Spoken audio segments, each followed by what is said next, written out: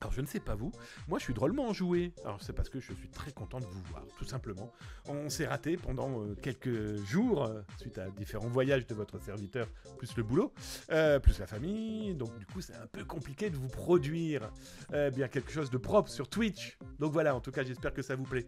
Tiens, on va parler, ça tombe très bien, on parlait là de hacker éthique. Hein, voilà, on se posait la question, est-ce que ces jeunes pirates savent vraiment ce qu'ils font, et puis ceux qui se disent hacker éthique, etc. Bon, eh bien je vous propose d'aller lire un livre, les amis, il vient de sortir. Je vous mets d'ailleurs, tiens, hop, sur Twitch, l'URL si vous souhaitez en savoir plus. Sur YouTube, bien sûr, l'URL est là, juste en dessous. Le bouquin s'appelle comment? Hacker éthique et cybersécurité, le livre. Alors, ce bouquin, je gagne pas d'argent dessus, hein, d'entrée de jeu. Ensuite, c'est pas moi qui l'ai écrit. J'ai eu une énorme chance, c'est d'être interviewé par les deux auteurs, qui sont Myriam Kemener et Amélie Coq. Elles sont pas nées de la dernière pluie. Hein. Pardon, mesdames, d'utiliser ce terme qui n'est vraiment pas joli. Alors, Myriam Kemener, c'est juste aujourd'hui une magistrate honoraire, une docteure en droit. Bon, c'est quelqu'un qui, les tribunaux, autant dire, ça a été toute sa vie. D'accord. Et Amélie Coq, eh bien, c'est une ancienne étudiante en Master 2 à Paris 1. Tout ce qui tourne autour du droit, autant dire qu'elle maîtrise. Et ce qui est intéressant, en plus, elle est autour de ce qu'on appelle c'est pas autour, elle est criminalité financière. Et ces deux dames ont sorti un bouquin, Hacker éthique et cybersécurité, opportunités et défis.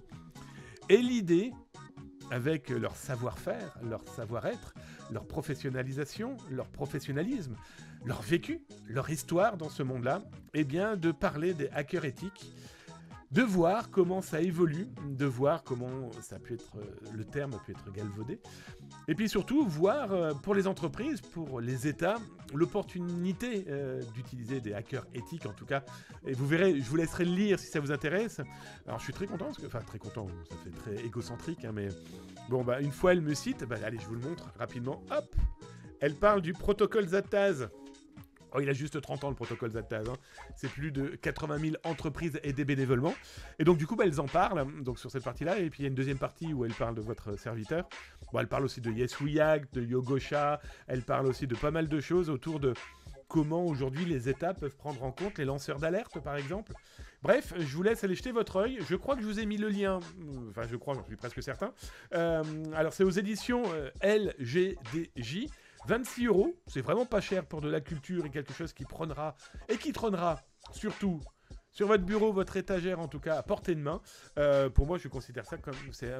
il fait partie des incontournables en lecture. Hein, je vous en présenterai là jusqu'à la fin, avant surtout Noël, parce que ça peut être une demande sous le sapin de Noël. Je ne sais plus si je vous ai mis l'URL, je suis en train de vérifier. Oui, si c'est bon, LGDJ Édition. Bref, je vous laisserai, si ça vous intéresse, aller jeter votre œil. En tout cas, la lecture était passionnante, rapide à lire, mais surtout, voilà, c'est factuel et vous avez un contenu qui pourra être réutilisé. Et espérons, et je pense que ça va faire mouche dans les mains d'élus qui pourraient réfléchir encore plus précisément, comme l'a fait là dernièrement l'île de Malte, de protéger les lanceurs d'alerte et les hackers éthiques. D'ailleurs, elles ont repris l'une de mes propositions. Merci à ces dames. Et d'ailleurs, elles m'ont fait une chouette dédicace. Hop. Elles ont repris l'une de mes propositions sur comment, véritablement, quelqu'un qui veut aider un hacker éthique pourrait être protégé par un État. Voilà. Donc, je vous laisserai aller jeter votre œil. Et dites-moi, d'ailleurs, dans le chat, si vous l'avez lu. Alors là, pas maintenant, parce que à moins que vous l'ayez peut-être acheté avant. Hein, il vient de sortir, donc chouette, tant mieux. Mais allez, si vous l'avez eu à Noël et si vous l'avez lu, dites-moi ce que vous en avez pensé dans le chat et faites vos propositions aussi. Comment on pourrait protéger mieux encore aujourd'hui le hacker éthique. Alors le vrai, hein, pas le gentil hacker. Hein, moi, je les appelle plutôt les cyber-citoyens.